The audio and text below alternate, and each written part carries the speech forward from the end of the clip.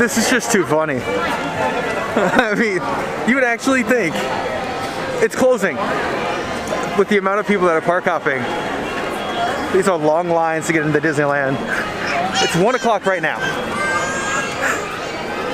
This is this is actually quite comical. Okay, so not too bad, especially when you take into consideration the 6 feet-ish social distancing, but it's all the park hoppers.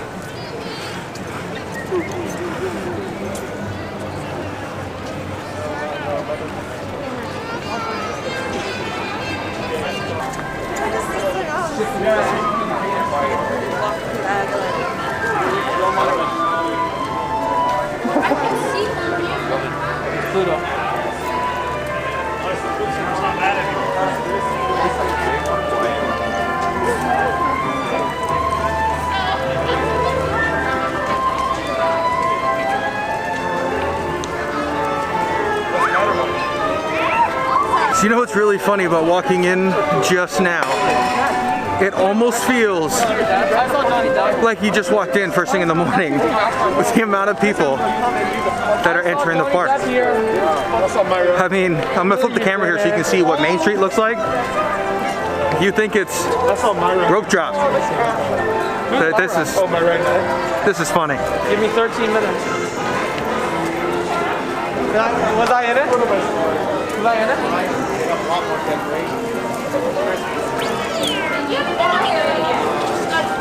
Yeah, it's a bus. We're gonna visit for a while. We're gonna have about I know something. This is where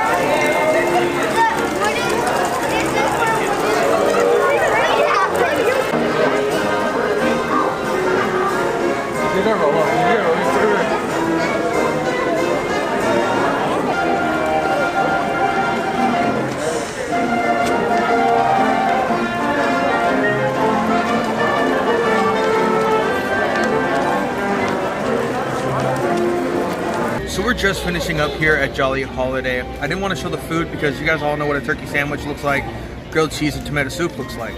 But I want to show you something that you can only get here at Jolly Holiday. I've had it before. It is delicious. I won't go into it too much, you know, eating it, blah, blah, blah. But it's a raspberry macaroon. But you got to see this thing. Macaroon or macaron? Macaron, whatever it is. It is delicious, and it's one of my favorite treats inside of Disneyland. Actually, it's probably almost all of the Disneyland Resort. It's one of my favorites. I still like Dole Whip and churros.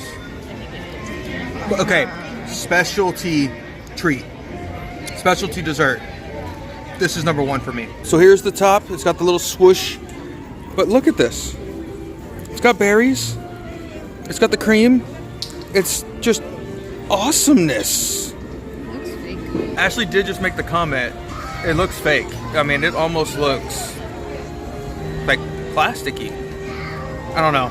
It's amazing, and to me, it's a must try. You get it once, you're happy. It's been a couple years since I've had it, so. And before we continue, the parade route is a dining area. I'm sorry, but I don't know why I find that so hysterical. The parade seating is a dining section.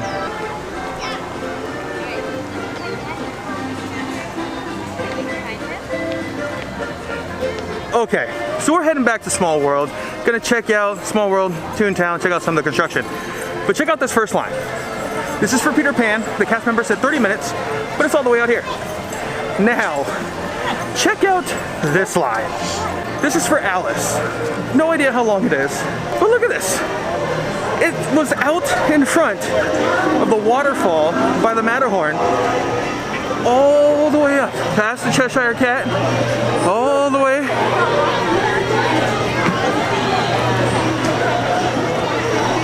"25% capacity, my butt." Now that's quite interesting, seeing tables down by, it's a Small World, across from the Small World Mall. You don't see that all the time? Interesting. Helps out, a little more seating. Never hurts, especially like this morning when there wasn't a lot of dry areas. Oh, we're actually gonna ride this, okay.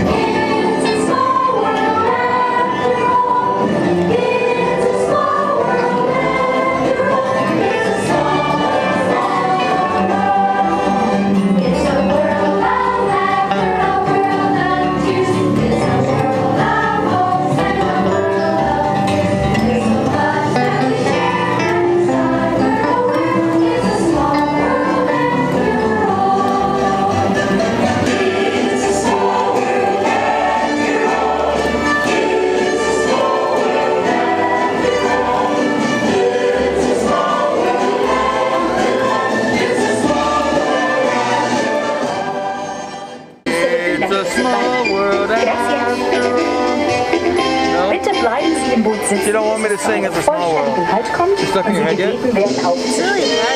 It's really bright. But is it stuck in your head yet? Please remain No? seated until your boat No? How comes about to now? a complete stop at How the about dock, and you are asked to disembark. Thank you. No? Oh, okay. So we are headed in to Toontown. But check out this line for the train. That's probably a good 40-minute wait. And we were just told they're closing early. They've closed off the lines. We're thinking it's because it gets too crowded. Too many people want to ride and it's such a low capacity. It is much like Main Street and the Main Street vehicles. On a normal busy day, non-COVID, normal busy day, once the afternoon hits, all Main Street vehicles go away, the horses go away, all that. There's just too many people, little space. I think that's the case here. And before we check out all of this construction that's going on out here, gotta ride one of my favorite rides in Roger Rabbit because it's a 10-minute wait. That never happens for Roger.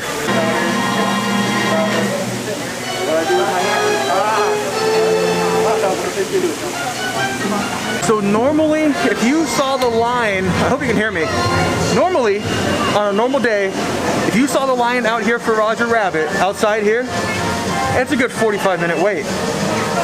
They're not using the indoor queue.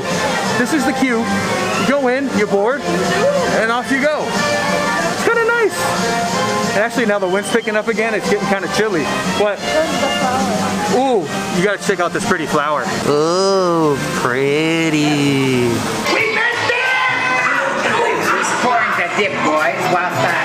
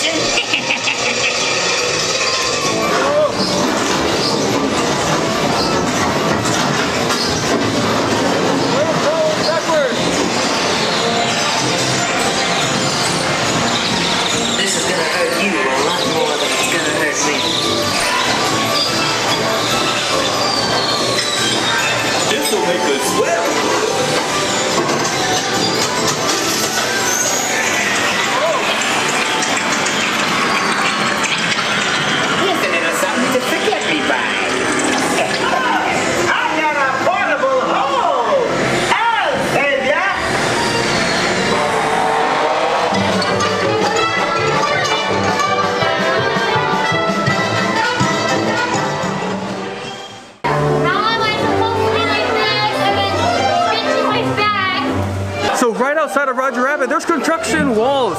No more Laugh Factory. And what is Ashley doing? I love that little walkthrough, but that's not the only construction walls. More construction. Okay, I'm just gonna block it.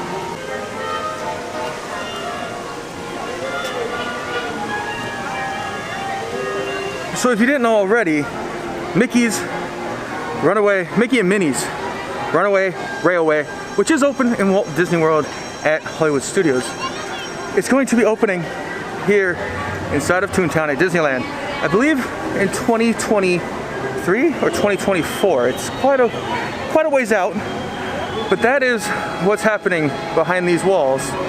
This was the Laugh Factory, the Gag Factory, the little store. That is now going to become, see if I can get a shot. Whew. Right here. It's right here. It's going to be the entrance to Mickey and Minnie's Runaway Railway. I don't know if they're going to have another store. It'd be smart because there's no store here. Now, Gag Factory wasn't the most crowded, didn't have the most gifts. It was just a generic gift store, but it kind of added, and I can see them doing a similar thing here where it's more a kiosk merchandise or a theater type store, because that's what this attraction is going to be. It's going to be modeled after the El Cap Theater in Hollywood. So we'll be curious to see what has changed, what is added, whatever the case may be. I'm really looking forward to this. We're hoping to go to Disney World next year at the beginning, February, January, March, somewhere in that range.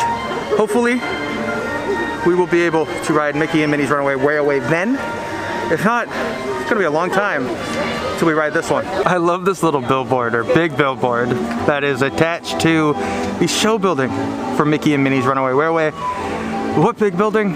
There's no big building here. And I'm gonna try to zoom in a little bit, but down at the bottom it says paid for by the Toontown Department of Implausible Deniability. I just love how Disney takes something like a billboard and adds their own little twist, add a little Toontown magic, and it just makes it that much better. I will be curious though, because this is a huge building. See if you can kind of see it there. It is huge. I'll be curious to see what they do. If they put mountains up, they put green hills up, what they're gonna do to detract our eyes from this massive, massive building. My guess is to put the green facade hills back, and maybe it'll add a little bit of depth. You can have some closer, some farther away on top. It'll be interesting to see what they do. But the building size, it's huge. Here is a much better shot of the billboard.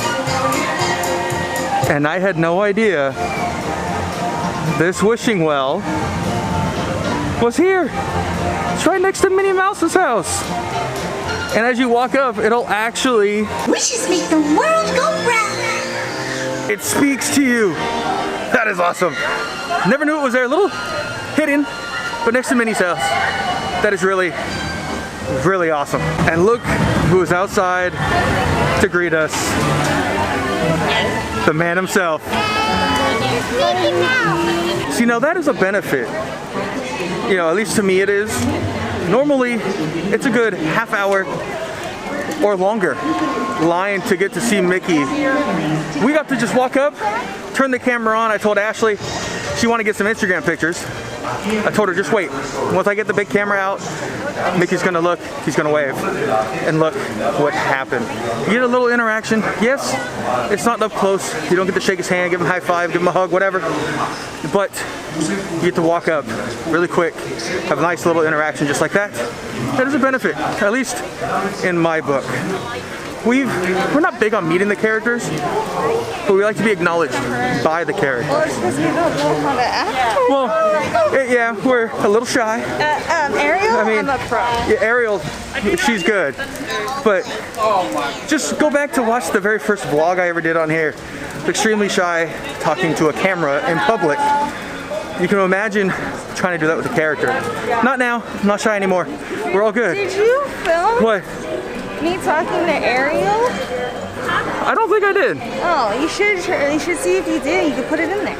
Okay, I'll try to do that. I might have footage of Ashley meeting Ariel. I just don't remember if I actually did or not. The true test of how busy Disneyland is. Fantasyland. It's always the key indicator. It's been so long since I've done this.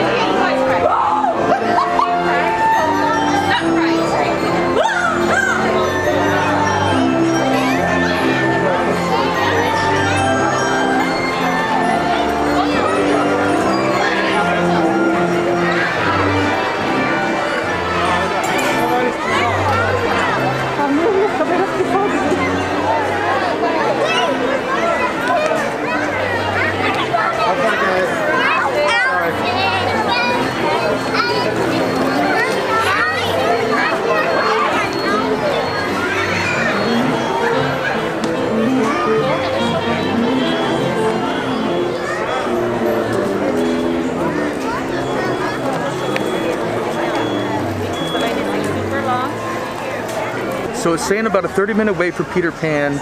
We're in line now. We got in line at 1:12. We're gonna see how long it actually takes us. But Not 1:12. what time? 3:12? 3:12. 3:12. I apologize. 3:12. See how long it actually takes.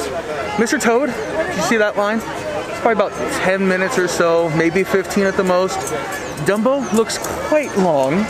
That's at least a half hour. But you do have to remember, which I keep forgetting, that Everything moves fast. it just looks long. All the lines move fast, the lines are long or look long because of social distancing, and they're not using the indoor parts of their queue.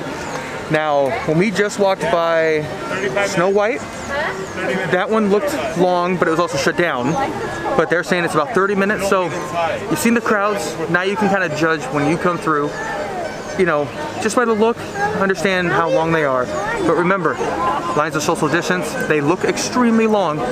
They move really fast. Peter Pan last time, they said it was about 20, 25 minutes. We waited about 5 or 10.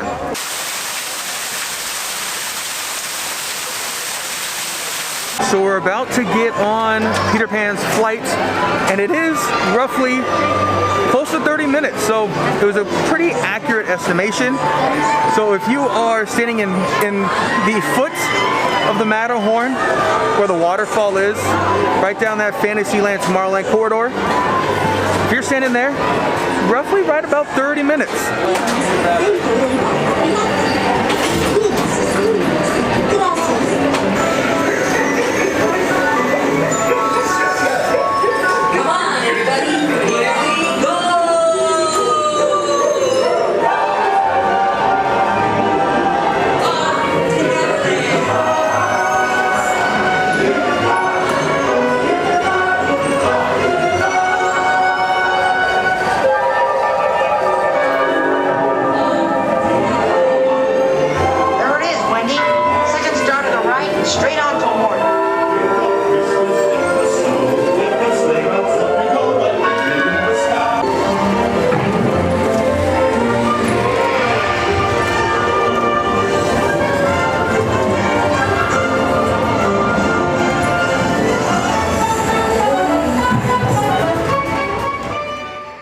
I know I didn't film, most of Peter. I never sit on the inside, so that was the first thing.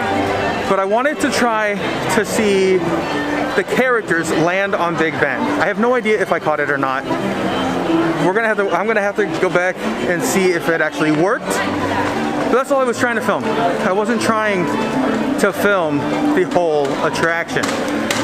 But anyways, we're headed off to, I think, Frontierland, Adventureland. We're gonna head toward Pirates. We're gonna head toward Haunted Mansion. We haven't even been to that side of the park yet. So yeah. And Ashley's like, what? Oh, Ariel's out. Okay, I'm gonna get the crap beat out of me from Ashley over here. see what happens when she gets really excited? She slaps the heck out of me. While we walk over, make the trek over to Haunted Mansion, I have a question for all of you. Ashley has discovered Crocs for the parks. She's really comfortable. Her feet aren't hurting. What are your go-to shoes for park days? Is it flip-flops, Under Armour, Nikes, high tops, Vans, heels, pumps, platforms? Are you kidding me? Do you know? I'm sorry. Moccasins. I don't care what. It could even be Crocs. It's a crocodile Dundee. What No? are your go-to park shoes? And just because I brought it up and we're talking about her Crocs, I'm gonna put a picture up. Drum roll. No? They're cute. They're cute. Are they not cute? She has the little flamingo or palm tree, pineapple, turtle, and a coconut drink. So she's going for Margaritaville on one foot and tropical on the other. So let's check out some of these crowds. I'm gonna flip the camera, let you guys enjoy our little walkthrough. And I love this shot of Tarzan's treehouse.